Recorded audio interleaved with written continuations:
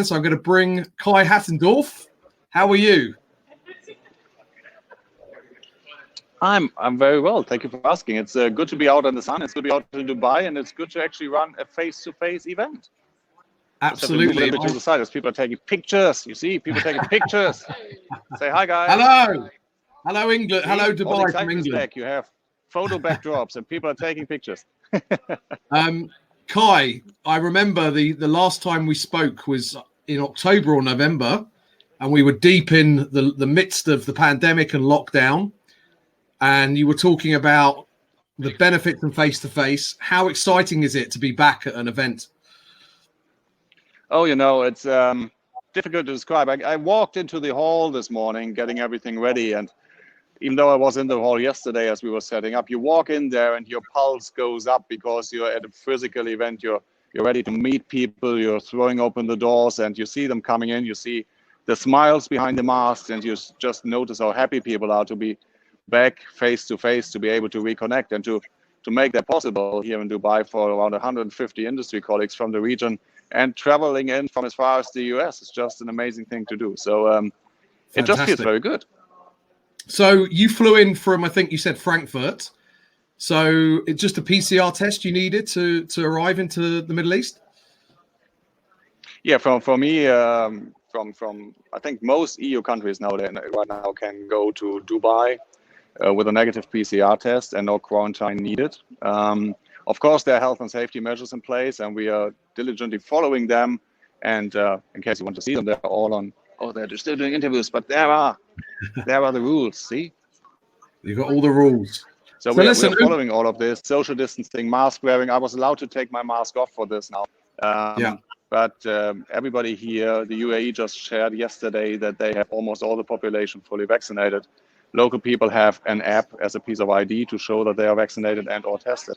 So with that in place, it's almost life as usual. Fantastic. And obviously, this is the second, I believe, in the UFI series of conferences. So you had the, I think the Latin American one, which was virtual last week. And you have the other conferences coming up. Just explain a bit about the UFI series of conferences and why it's so important. Yeah, no, we every spring we do regional events in the 4 regions that we have. So that was Asia Pacific, and that was last week. That's Middle East now. It's Europe 2 weeks from now, and then it's Latin America in August.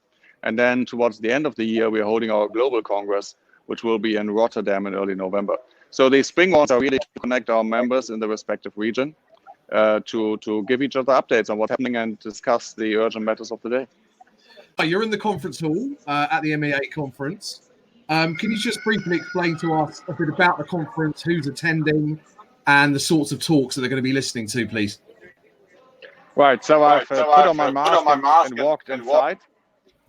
We're now in the lunch area where, as it's now no lunchtime right now, we made it a little bit darker so people go into the main part of the auditorium. We really have people from across the region, from Europe, Belgium, Netherlands, Germany, some from the UK, and as far as America, having flown in for this event. It's a day of content, panels and presentations, and networking essentially to give everyone an opportunity to reconnect face to face or mask to mask, to upload on the discussions that are relevant here in the region as our industry restarts. So we had the CEO panel, we had the economist reviewing the growth projections for the region going forward and the international relations with Asia as well as Europe and the Americas. In the afternoon, we are focusing a lot on diversity and inclusion as well as on talent development. And Trixie Low-Mermont, who's one of our UFI board members and runs the exhibitions division here at Dubai World Trade Center, an hour ago just announced the launch of a Women in Exhibition or Women in Events initiative in the Middle East that will be hosted in and run out of Dubai to drive the share of female leaders in this part of the world. Fantastic. So it's the full bag of content. And we hope to leave a legacy with announcements like that after today. Fantastic. And obviously Dubai and the Middle East as a region has opened up to physical events. You've got other UFI conferences coming up in different locations. What's the confidence in the industry globally at the moment? You mean the UFI conference or conferences as such? Well, just obviously you've got the different conferences in different locations, so but it'd be good to understand the different nuances and the confidence that's going on in different regions across the world. Oh, okay. Yeah, sure. Get you. No, obviously we had our Asia Pacific regional event last week that we had to hold online as people still can't travel freely across Asia.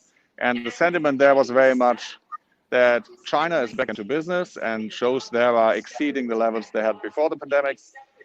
Some other markets are reopening on national level and slowly on the international level. Australia comes to mind. Japan was open, is now in a precautionary mode ahead of the Olympics. And there's the problem with the Indian market closing again due to the vast outbreak we've seen in that part of the world. Sure. Now here in the Middle East, the story is very much one of reopening. We've seen shows in Dubai from on the fall of last year going through. And a show like Dritex that took place last year in November is planning to be at least as big this year as it was before the pandemic. So that gives you a sense of the optimism. From here, we'll move with the UFI events. We will move to Europe, which will be digital as well, only in June 9 and 10 for 2 half days on updates for Europe, and then Latin America in August. Fantastic. So listen, I appreciate you're busy. Thank you so much for your time today. Kai Hattendorf, CEO of UFI, live from the Middle East and Africa Conference. Thank you so much. Thanks for having me, Dan, and all the best.